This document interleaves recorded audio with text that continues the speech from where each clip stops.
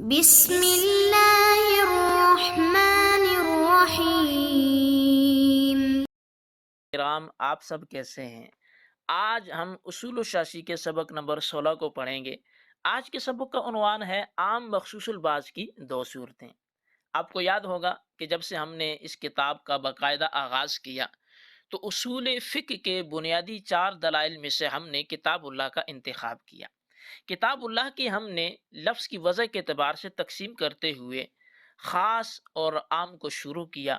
تو خاص کی بحث کو مکمل کرنے کے بعد عام کی 2 قسموں کا ہم نے آغاز کیا۔ تو پہلی قسم کو ہم نے مکمل کیا۔ دوسری قسم کے پہلے سبق کو ہم نے گزشتہ سبق میں پڑھ لیا، اور آج اس عام کی دوسری قسم یعنی عام مخصوص الباز کے سبق کی آخری کڑی ہے۔ تو عام مخصوص الباز کے حکم کو اور تخصیص کی حد کو یہ ہم نے گزشتہ سبق میں پڑھ لیا۔ آج ہم عام مخصوص الباز کی 2 صورتوں کو پڑھیں گے اور ہماری عام کی بحث مکمل ہو جائے گی۔ تو بڑھتے ہیں اس تفصیل کی طرف، لیکن اس سے پہلے آئیے عبارت اور اس کا ترجمہ کر دیتے ہیں۔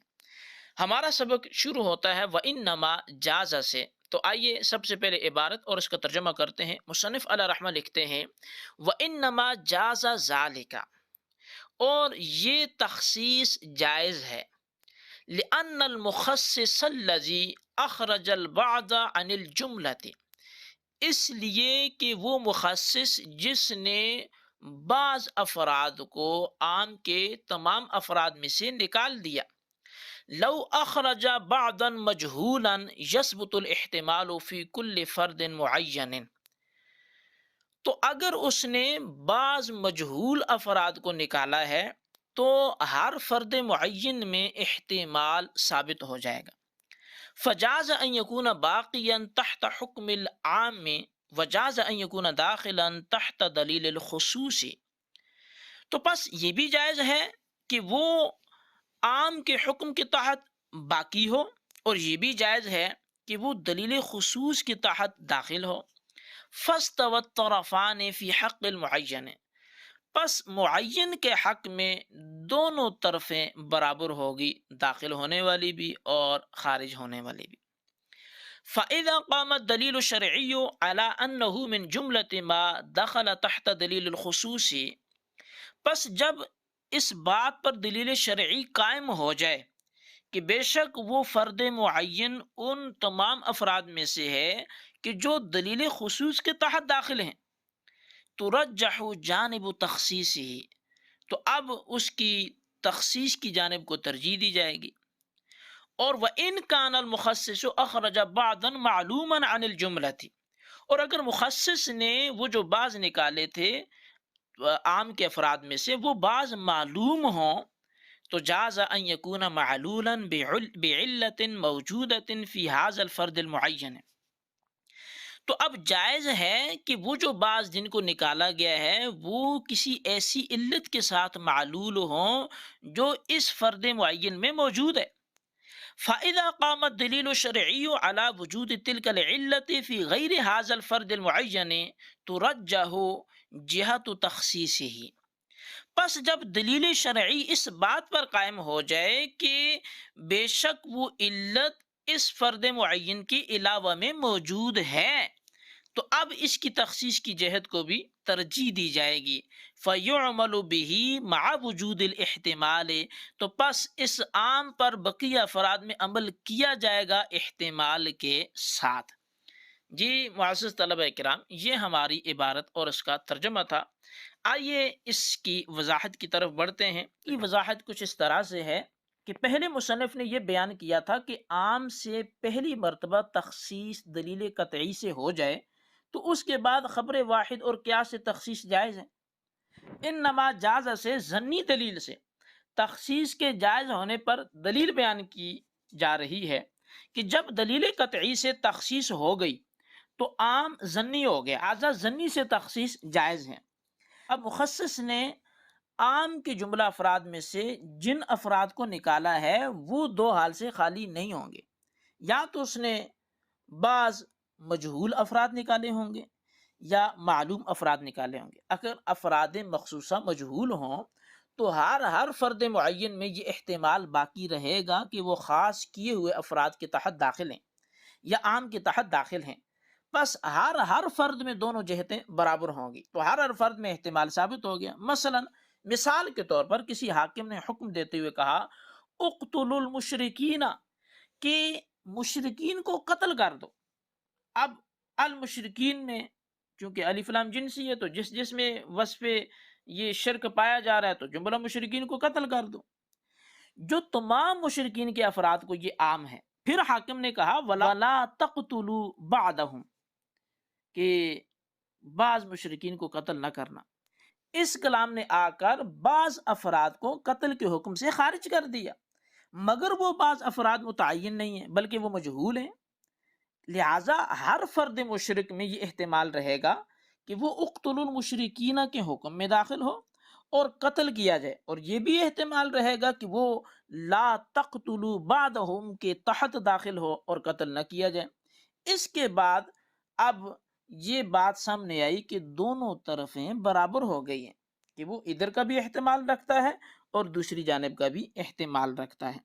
اس کے بعد جب کوئی دلیل اگرچہ ظنی ہی ہو پائی جائے کہ یہ فرد دلیل خصوص کے تحت داخل ہے، تو وہ فرد عام سے نکل جائے گا اور اس کی تخصیص کر دی جائے گی. اب اس مثال کو ہم قرآن مجید سے اگر ہم سمجھیں تو اللہ تبارک و تعالی نے ارشاد فرمایا احل اللہ البیع وحرم الربا. اب احل اللہ البیع، اللہ تعالیٰ نے بے کو حلال کیا، یہ عام حکم ہے. اس میں البیع معرف باللام ہے، الف لام جنسی ہونے کی وجہ سے عام ہے کہ اللہ تعالیٰ نے بے کو حلال فرما دیا. اب وہ عوض و معوض دونوں برابر ہوں یا کم و بیش ہوں، مثلا 1 کلو گندم کے بدلے میں 1 کلو گندم ہو یا 2 کلو گندم ہو، اب یہ حکم عام ہے. لیکن پھر اس عموم سے حرم الربا کہہ کر ربا کو خاص کر لیا.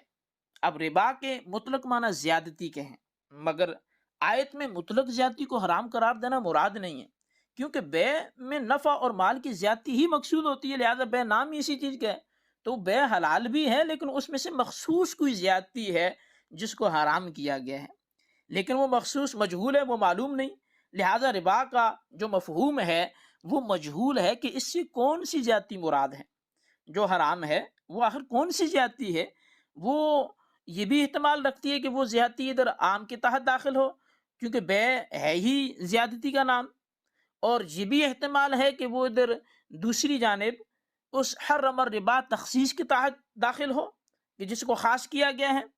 پھر شارع علیہ السلام نے اس کی وضاحت یوں کی، جو ایک طویل حدیث الحنطۃ بالحنطۃ، تو اس حدیث میں 6 چیزوں کو گنوایا گیا اور وضاحت کی گئی کہ ان میں کمی بیشی جو ہے وہ ربا ہے، وہ سود ہوگی. اب دلیل آ گئی، اگرچہ یہ ظنی سی، لیکن اس نے آ کر یہ تخصیص متعین کر دی. وہ جو افراد مجہول تھے ان کو متعین بنا دیا کہ وہ مجہول افراد کون سے ہیں. تو جن جن میں وہ دلیل جن جن پر قائم ہوتی جائے گی وہ دلیل خصوص کے تحت داخل ہوتے جائیں گے. یہ تھی عام مخصوص الباز کی پہلی صورت، کہ جب مخصص نے بعض مجہول افراد کو نکالا تھا. اب ہم عام مخصوص الباز کی دوسری صورت کو پڑھتے ہیں کہ جب مخصص نے دلیل قطعی سے افراد مخصوصہ کو جو نکالا ہے وہ افراد معلوم ہوں، تو اس میں یہ احتمال ہے کہ جن افراد مخصوصوں کو عام سے خارج کیا گیا ہے ہو سکتا ہے وہ ایسی علت سے معلول ہوں کہ جو علت ان افراد مخصوصہ کے اندر موجود ہے اور یہی علت کسی اور فرد میں بھی موجود ہے جو ان افراد کے تحت داخل نہیں ہے. تو لہٰذا جب علت کا ان دوسروں کے اندر بھی موجود ہونا متعین ہو جائے گا تو وہ بھی اس دلیل خصوصی کے تحت داخل ہوتے جائیں گے. اب اس کی مثال یہی جو ہم نے اوپر حاکم کی مثال دی کہ اب کسی شخص نے کہا اقتلوا المشرکین، حاکم نے کہا مشرکین کو قتل کر دو. اس میں المشرکین تمام مشرکوں کو شامل ہے کہ اس میں جتنے بھی ہیں مشرک وہ سارے کے سارے داخل ہیں. لیکن پھر حاکم نے کہا وَلَا تَقْتُلُوا أَهْلَ الذِّمِّيَّةِ، کہ اہل ذمی جو ذمی کافر ہیں ان کو قتل نہیں کرنا. اب پہلی صورت میں ولا تقتلوا بعضهم کہا تھا، وہ بعض مجہول تھے، لیکن اب ذمی متعین ہے کہ جو جو ذمی ہے اس کو نہیں مارنا۔ اب یہاں مخصص نے عام سے بعض افراد کو نکالا ہے، لیکن وہ بعض افراد مجہول نہیں ہیں بلکہ وہ معلوم ہیں۔ تو اب ذمی کہہ کر خاص کر لیا، جن کے قتل کو منع کیا گیا۔ تو جب ہم نے غور کیا اس کی علت کیا ہے، تو علت یہ سامنے آئی کہ وہ لڑائی نہیں کرتے، اور لڑائی نہ کرنا ہی ان کے قتل کے جائز نہ قرار دینے کی علت ہے۔ تو جہاں جہاں یہ علت پائی جائے گی وہیں وہیں تخصیص ہو جائے گی۔ لہٰذا ہم نے دیکھا بوڑھے، بچے، عورتیں اور اپاہج وغیرہ بھی، ان کو بھی قتل نہیں کیا جائے گا۔ کیوں؟ اس لیے کہ ان کے اندر بھی یہی علت پائی جا رہی ہے کہ جو اوپر فرد مخصوص کے اندر پائی جا رہی ہے، اور وہ علت کیا ہے کہ نہ لڑنا، نہ بچے لڑتے ہیں، نہ عورتیں لڑتی ہیں، نہ اپاہج لڑتے ہیں، نہ بوڑھے لڑتے ہیں۔